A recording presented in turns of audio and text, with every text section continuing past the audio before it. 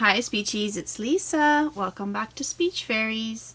Today I'm going to share a couple of little books for you. These are books that I use often in session, and they are from one of my favorite authors, Nick Sharratt. We'll go in order that I got them. So this one I think came out first, but I could be wrong.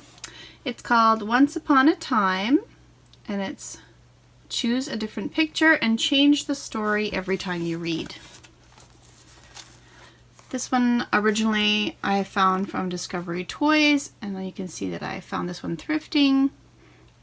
I got it for 99 cents, which was a great deal. If I find out the regular price, I'll put it down below. At the front there's a little pocket where you can put all your play pieces if you want. And there's my Ziploc bag that I keep in there. And we'll read it together. So once upon a time there was a beautiful princess. She lived on top of a hill in a, and then you get to pick where she lives. So it's good for WH questions and prepositions. Does she live in a treehouse or in a teapot? And kiddos can pick whatever they want. So I'm going to pick that she lives in a treehouse. And then you just put it right in the little slot there. And then I do a nice repetition. She lived on top of a hill in a treehouse. There's a nice contrast there. If you want to expand different reasons why she would or would not live in a treehouse or would not live in a teapot, you can. A lot of kids will pick the castle just because of associations, but we can describe as we go.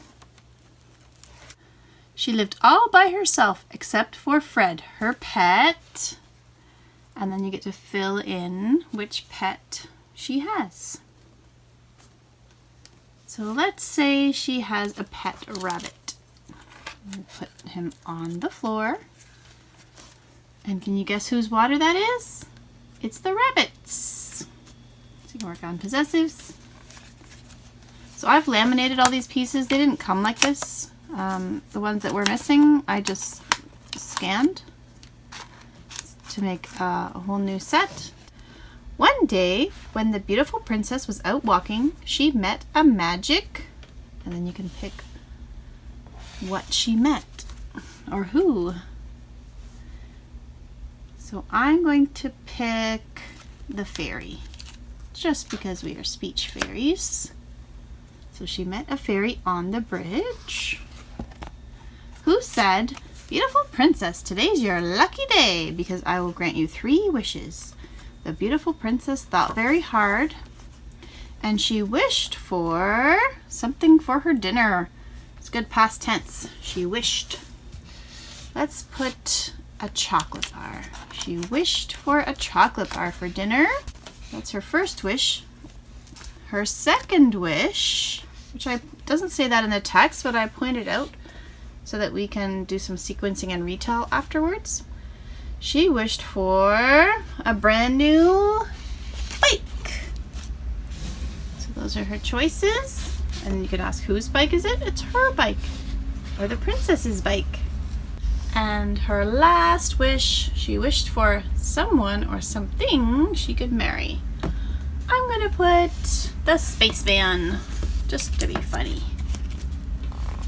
And she wished for a spaceman that she could marry. And all her wishes came true. The end. It says copyright 2002 and 2005 by Nick Sharratt. So it's been released a couple of times by the look of it. So what I like to do with the book then is have the child retell the story the way that they made it. So then they can go through the whole story, and there's lots of contextual cues that they can remember. And you can listen for that in versus on. And we can talk about which pet and who she met when she was walking. And then that she gets 3 wishes. And then we can talk about what she wished for first, then, and last. And then what happened at the end. So it's a nice simple sequence. The other thing I use this for is for my social communication groups, because there's an option and choices to be made, I'll often ask for perspective taking. Oh, who picked the treehouse? Do you remember who picked the treehouse? And have the kids actually look around to talk about who picked the treehouse, because often they'll remember who picked what. So there's an opportunity for 1, 2, 3, 4, 5, 6. So there's an opportunity for 6 different children to pick something, so it's good for a big group. They each get a turn, and then we talk about remember who picked that, and then it's good for past tense. So that one is the Once Upon a Time book. If you want to do it by sound, you could pick something that starts with the sound, the k sound, those kind of things, so we can kind of prompt children to pick the ones that we want, but I like to leave it so that they pick.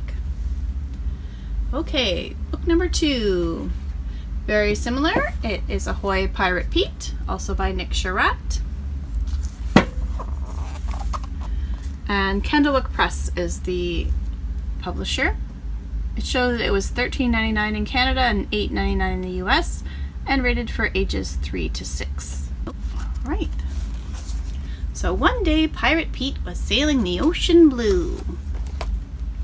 "Shiver me timbers," he said. "I see a something in the sky." So we get to fill it in. Let's put in, let's see, there's pig, balloon, helicopter, spaceship, seagull, and a donut. I'm gonna put a spaceship in the sky. Good for Esplins. One-eyed Wanda rode past. She had a something on her head. So we get to pick what we want to put on her head. I'm gonna pick a party hat. I wonder where she's going. Pirate Pete looked down and saw something in the water. "Ahoy there," he said. So let's pick a dolphin. Dolphins live in the water. Captain Stubble went by. "That way to the treasure," he cried, pointing his... I'm going to do it like Hagrid style and do an umbrella. He pointed his umbrella. "Thanks, Pirate Pete," he said. Soon Pirate Pete came to a desert island. "Yo-ho-ho," he said. "I must first find out what's in that chest." And we can talk about some perspective taking here too. I wonder what's in the chest. Can you think of something? And most kids will say treasure. And you can ask again, like, what else could be in the chest? Maybe it's a pizza. Give them some different ideas just to show them that different people think different things. He lifted the lid. Inside was, and then we can pick. I'm going to pick a crown, because next he says a perfect gift for Mom. And that's the end. So it says that it was copyright 2003 by Nick Sharratt. First edition US is 2004. And again, it's the candlewick.com. So that's that one. Again, I can use it for retell and perspective taking, past tense. Again, you can, if you're working on she pronouns, you can use the princess one, or if you're working on he, you can do Ahoy Pirate Pete. And then getting the kids to do some retell is really, really powerful because they helped write the story. So that's it for this video. Please be sure and follow us on Instagram at Speech Fairies, all one word. If you can leave us a comment there, that would be great. Let us know how we're doing. You can give us a thumbs up if you want us to keep making videos like this. Don't forget to hit subscribe if you haven't already and join our Speech Fairies family. That would be great. We thank you for watching and we'll see you very soon. Bye for now, everyone.